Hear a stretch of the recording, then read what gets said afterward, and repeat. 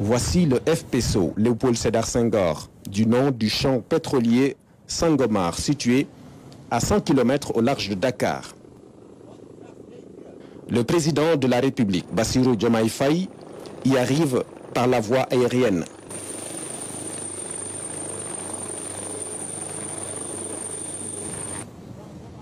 Après avoir reçu l'échantillon du premier baril au Palais de la République, le chef de l'État vient constater sur place l'état d'avancement de la production. Première étape, un briefing sur le dispositif de sécurité et le cadre contractuel du projet.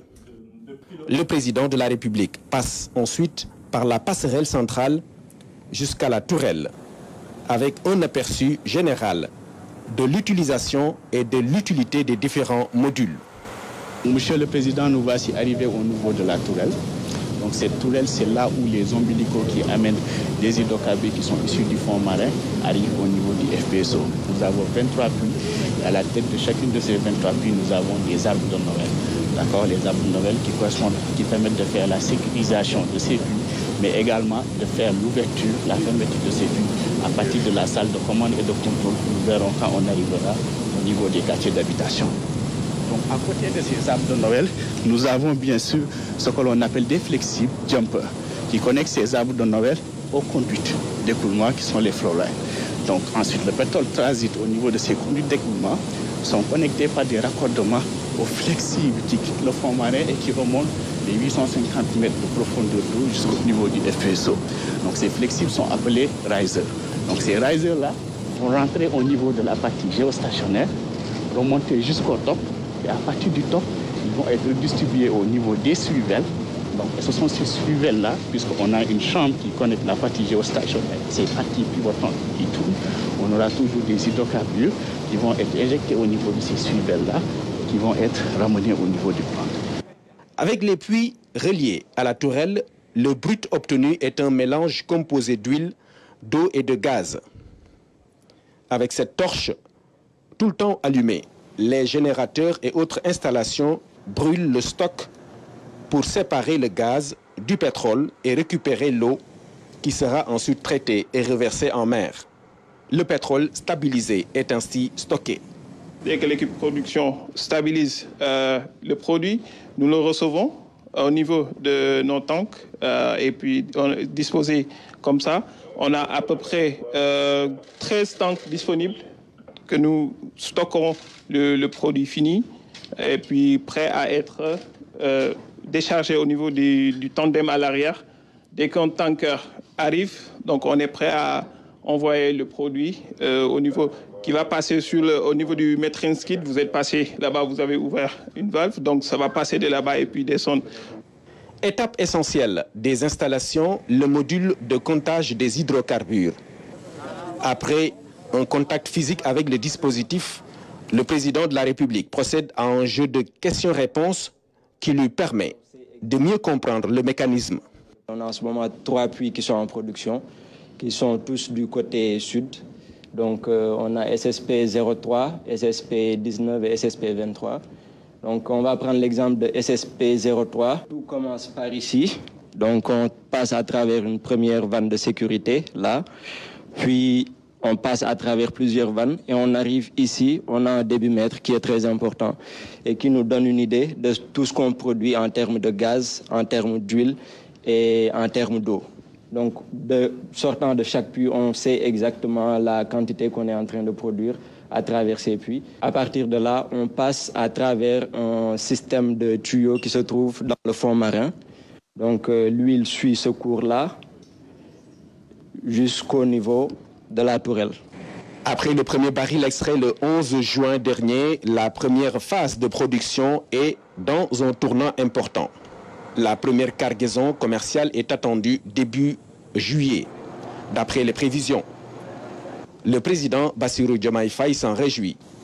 L'autre motif de fierté du chef de l'État est la présence remarquable et remarquée de l'expertise sénégalaise dans la réalisation de ce projet d'envergure. Des jeunes dévoués et engagés qu'il a félicités et encouragés au nom de la nation sénégalaise. Le chef de l'État se veut lucide, bien qu'étant satisfait de la visite. Le président Bassirou Diomaye Faye rappelle que les ressources tirées de cette exploitation seront administrées au profit des générations actuelles et futures, avec notamment une orientation vers le développement d'autres secteurs. On écoute à ce propos le président de la République. Il est au micro de Morning.